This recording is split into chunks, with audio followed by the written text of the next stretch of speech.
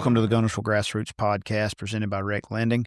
It's late spring. Summer's almost here. If you're in the market to buy a boat, be sure and call those guys. Call Dustin, call Todd, tell them I sent you, and let them help you find the best rates to finance your purchase. They're great to deal with. I've used them. Trey's used them. Speaking of Trey, he's missing in action. I think the fish are biting too much. He doesn't even answer his phone right now. I'm going to try my best to have him back here soon. I'm not sure where he is. If you see him, kick him and tell him to call Pat.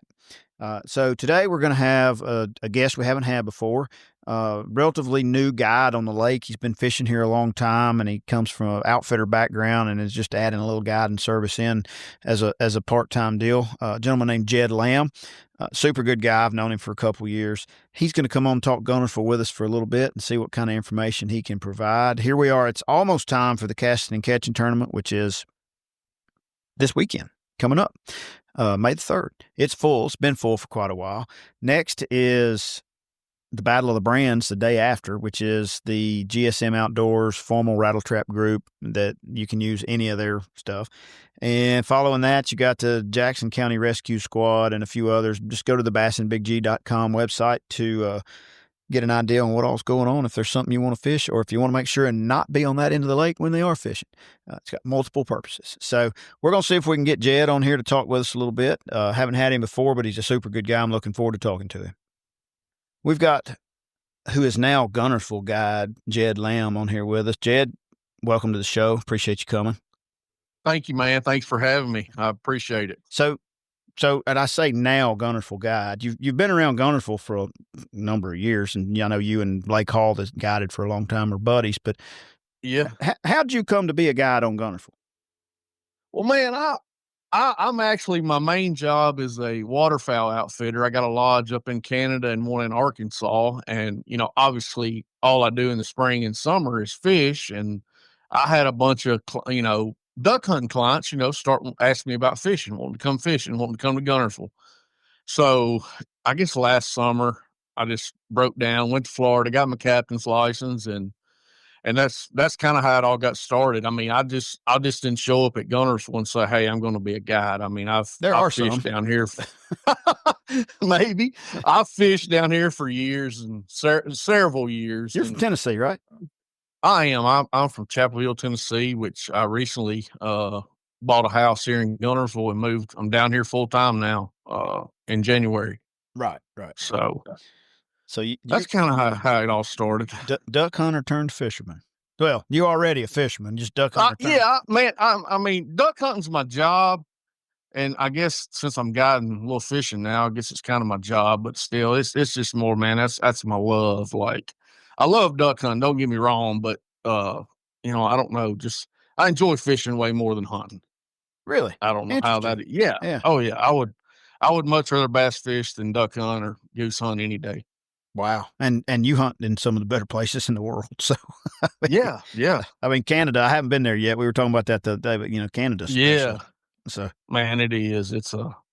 It is definitely a special place. If you're a waterfowler, you definitely need to go do that. Yeah, at least once in your life. It's on my list for sure. And you're not off my list just yet. We were talking about that the other day. So yeah. So if anybody wants to go duck hunting in Canada, he's got a few openings. And give him a buzz. So absolutely, give me a buzz. You may go with me. I may be booking something with him. But so Jed, you've been fishing a little bit here lately. Tell me what you're seeing going on the lake right now. Man, I think a lot of the fish are obviously pushing out to their summertime deal. There's definitely some shallow fish. I haven't really knocked around and fished for shallow fish in the last week or so, but I do know they're still up there.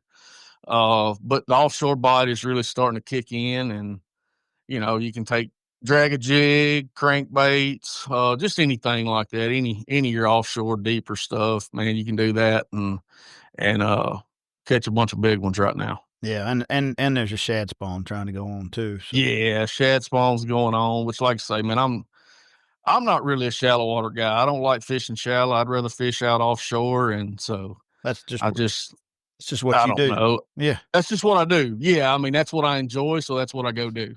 Well, and Guntersville's such a unique lake is that pretty much any time of the year, almost, if you can find what you like and go do it.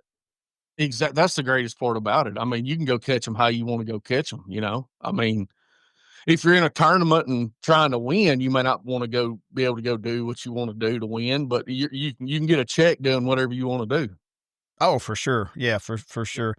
So, are you scoping fish right now, or are you just using scope to see, hey, there's fish there? Oh, You know, I'm more or less just idling, finding them on my side and down scan. And yes, I mean once I find them, I definitely use my forward facing sonar. Not that you have to use it, but you're just more efficient with it. I mean, I can spin that boat back around and pan that live scope out there and be like, well, they're sitting right there, and my cast is at a fish every time I throw the bait. It ain't just like, well, I missed them that cast. It's just more efficient. When you're right, using right. the You're live not scope. necessarily putting I'm minnow not on just it. out in the BS right now, just or going down a ledge with my scope looking for them. No, I'm fine. Like I say, I'm finding schools and, just whipping back around, dropping my trolling motor and putting my live scope on them. And whether I'm throwing a jig or a minnow or a deep crank at them, I mean, I'm just not picking out individual fish right now. Right, you're I'm throwing in fishing group fish. schools. Yeah, Yep. until they get beat up so bad in the next few weeks that Yeah, I mean, I'm gonna say in the next couple of weeks, that'll probably be totally different. I'll be chasing individual fish. do you do a fair amount of that? I do, especially like late summer and fall and winter. I fished more this winter than I ever have. It just kind of worked out like that. We with my guiding operation in Arkansas, obviously we're wide open in January, but we really loaded up our weekends this year with clients and kind of lighten our weekly load up. And so I ran back home. If we didn't have a big bunch of people at the lodge, I'd run back home and fish for a couple of days and then run back to Arkansas. I saw you at the New Year's Day tournament, and I said, "Man, I Yeah. thought you were supposed to be in Arkansas." You said, "I'm leaving right now. I got a trip in the morning." So, Yeah. Yeah. that's a Fishing was so good, it's all I could think about. I'd be in a duck blind, and all I could think about was a bass at Guntersville. Like, man. You're like a college boy, except you're chasing fish instead of girls. yeah, So yeah, I'm too old for that chasing that other that's right. stuff. You done got messed around, got engaged, hadn't you? Yeah, I'm getting married, June 21st. We're going to Vegas and get married, and Oh, that ought to it'll be be fun. interesting. Uh, Oh, yeah. you got a big crew going for that. I'm not a big crew, obviously it's hard to get people to That's a go lot. I mean, off yeah, like that's a that big to a crew. wedding. Yeah. Yeah, and, a lot of my fishing buddies, if they're gonna be off somewhere fishing, with tournaments and, stuff like that. People's got life and they can't just drop, especially if they got kids, they can't just drop and go to Vegas, and we understand that. But we got a good little crew going. That just don't turn it into a movie worthy story. You get in I Vegas, hear you. I hear you. get in Vegas, some crazy things can happen. But you're too old for that. So Yeah. you're too old for Yep. that. So well, Yep. congratulations on the engagement. And as I told you once when I saw a picture of your fiance, I said, dude, you've way outkicked your coverage. Oh man, there ain't no doubt about it. So she must There like ain't no duck doubt hunting or about it. something. So does she duck hunt with you? She does. Yeah. Yeah, she does. I mean, she works a lot, and she'll go 7, 8 times. She usually come to Canada and stay about a week and a half, and hunt every day. And she'll run to Arkansas a couple weekends and hunt. But she enjoys it. But she lets you go do what you got to do. It's just your job. So Yeah, she knows what she got into. You know what I mean? oh yeah, yeah. I So was doing it way before her, so she understands. right, how long have you been running an outfitter? 2015 Oh yeah, so you're was the 10 first year I years. started. Yeah. Yeah, but I started guiding duck hunts in Arkansas right out of high school. So that's really what you've done. I mean, like that's your Yeah, deal. yeah, That's yep. and here we are talking about Guntersville Lake. So tell me what you think is going to happen on the lake in the next 2 weeks, and just from one end to the other. I mean, like you're a deep guy, but what else Yeah. what else you think's going to be Yep. going on? Man, I mean, obviously, like right now we got the shad spawning going on, and I'm going to say, there's going to be, which I'm sure there's bluegill already on bed. I heard some scuttlebutt about that in the tackle shop, so you're going to be able to, find brim beds and catch bass around those. And then, obviously, the deep stuff's just, I mean, it should get better and better. Yes, they're going to get beat up, but I think the greatest thing about this lake is, and the worst thing altogether is the eelgrass. I mean, it's awful because you have to deal with it floating. But I think that protects a lot of fish. Say to speak, you take that 10 to 12 foot eelgrass, those fish can get in there and the school and the the ones out on the river on the drops and stuff, they get beat up. Well, heck, they may run to the eelgrass or whatever, or disappear wherever they go. And there may be some fresh ones middle of summer come out of that eelgrass and get out on a ledge. So I think that definitely helps the ledge bite out throughout the year here. Because I mean, I remember last year, late July, we were still just whacking them. You wasn't catching 100 off a ledge like big groups. We were chasing individual fish, but once you found one, he was pretty dumb. That's interesting.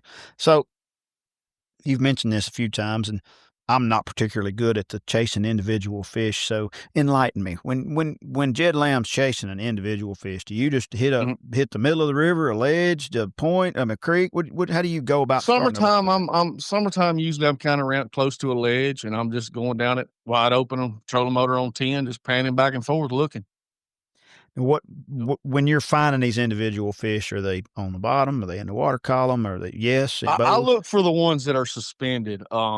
If you slow down and really look, I just try to go as fast as I can. And I try to, seems like the ones that are suspended, 4, 5, 6, 10 foot under the surface, they're more likely to bite than the one on the bottom. So that's what I try to do. Yes, don't get me wrong. If I see one cruising down the bottom, I'm definitely going to throw at it. But, it just takes more time, for your bait to get down there to it, blah, Sure. blah, blah, Sure.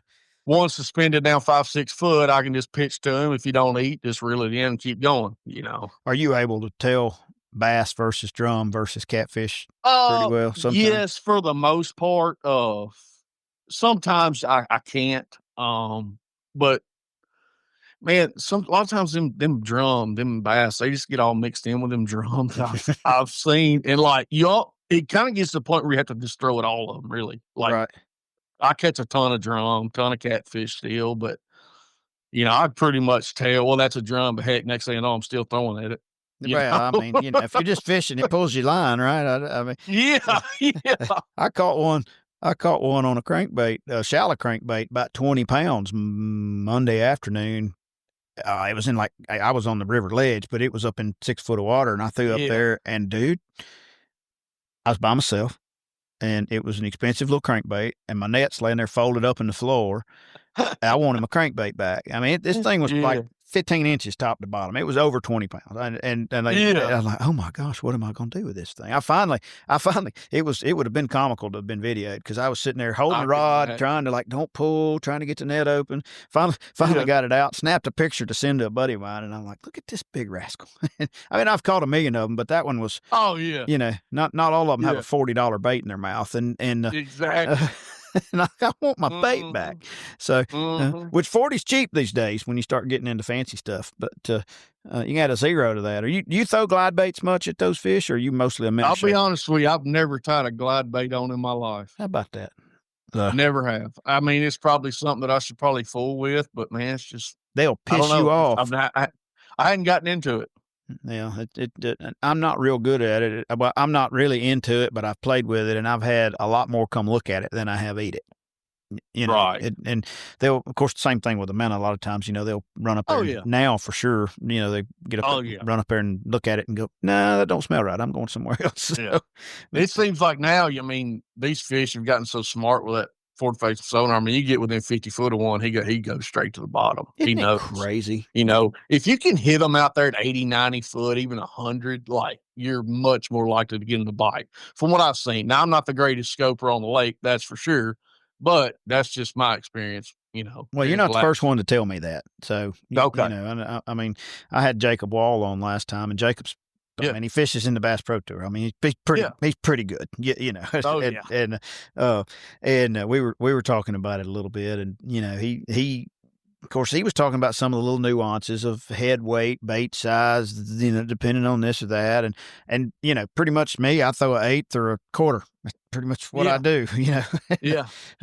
And I am not good at it. I use scope more fishing the stuff that I fish versus just going. So just going. Yep. probably the best in the damn business right now are still in college. Them nut boys from down the road. Man. Did you see? Them Well, you boys saw what they did. You were in that thing this weekend. Yeah, they beat my tail last weekend, which, man, people wanna gripe and complain about the kids and the scope, man. I mean, good for them, dude. Them Oh, boys got out there, they put the time in. They put their time in, they learned it, and they're hard to beat, and if I get beat by them, hey, I'm fine with it. They have something figured out the rest of us don't know, right? Yeah, oh, yeah. A jighead minnow is a jighead minnow, but maybe it's not. Yep. Maybe I'm missing Yep. something.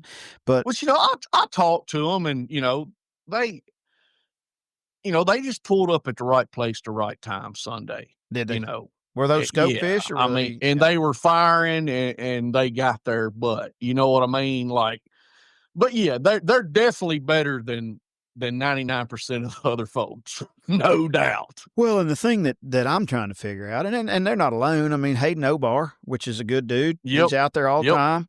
Yep. But like, they've just figured out where the big ones live, right? And, Yeah. I mean, Yeah. if you get around them, you can figure out how to catch them a lot of times, but you got to Exactly. know where they are. And Exactly. I don't know.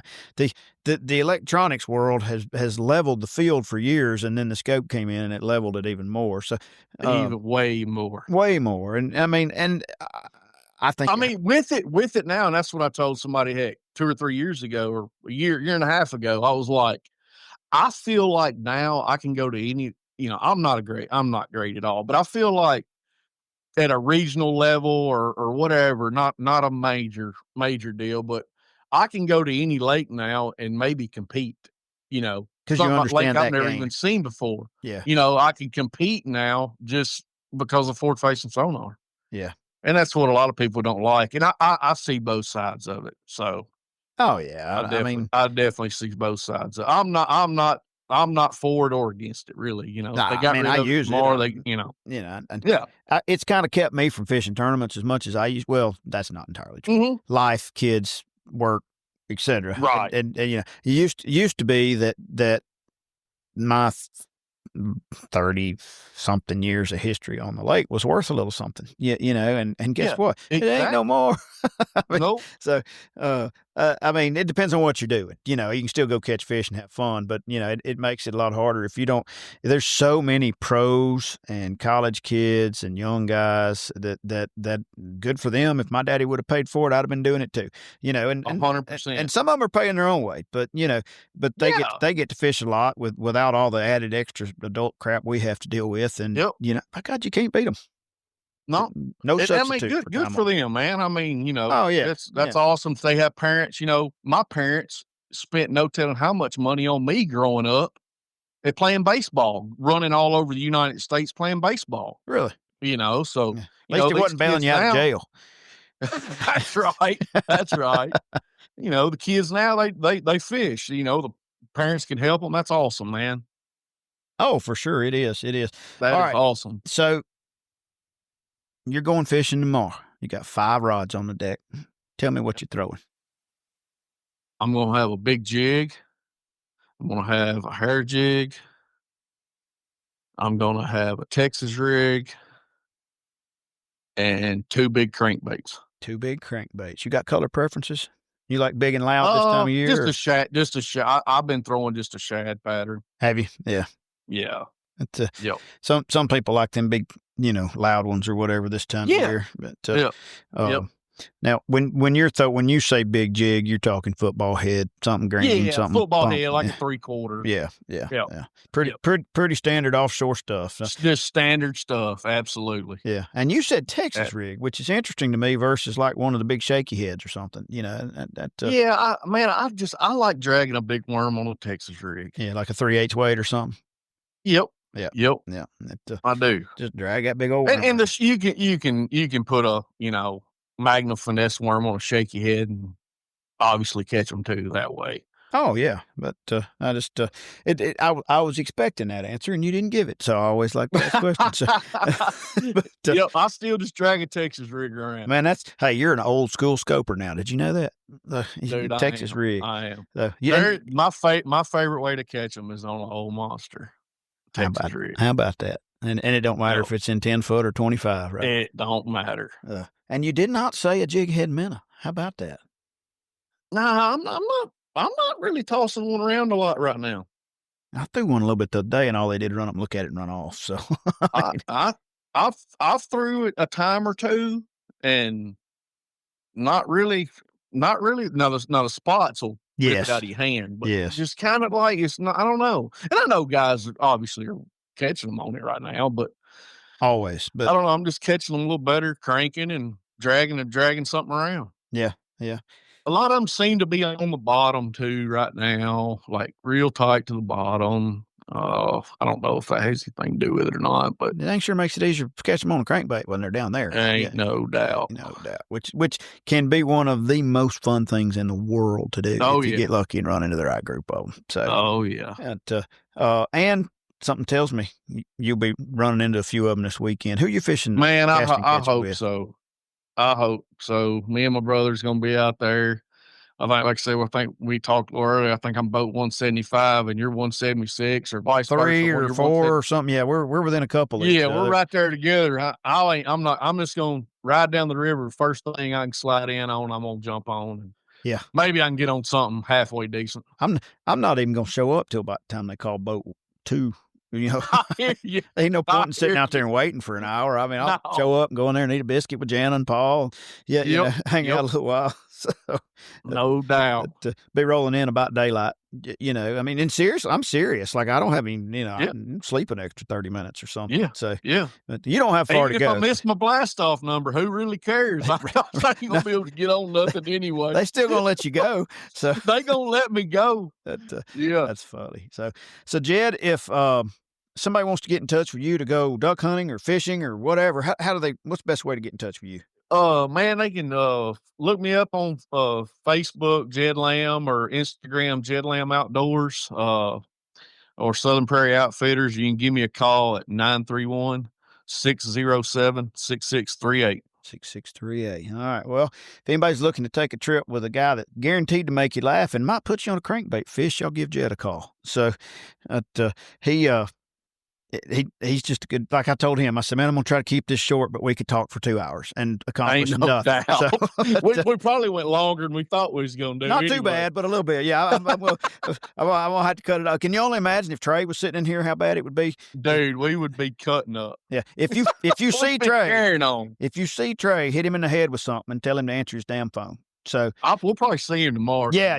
He'll be there. Yeah, he is fishing. That's why he hadn't answered his phone. I'm gonna give him a real hard time about that when I see him. So, but anyway, well, man, I sure do appreciate you taking a minute. This has been in the works for a month, and I stood you up once. So, you good, man? Anyway, all right, dude. Well, I appreciate it. We'll do it again soon.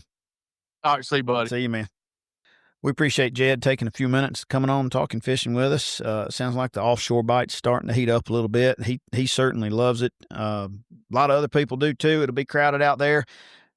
If somebody's where you want to fish, keep going and find another spot. Be kind. There's no reason in people sitting beside each other and getting in arguments and fighting over a fishing hole. It's just a fishing hole. There's a bunch of them on the lake. You'll get your turn. Somebody's got to be the example. We might as well all start and try to be kind. Till next time, enjoy the floating grass. See you in a couple of weeks.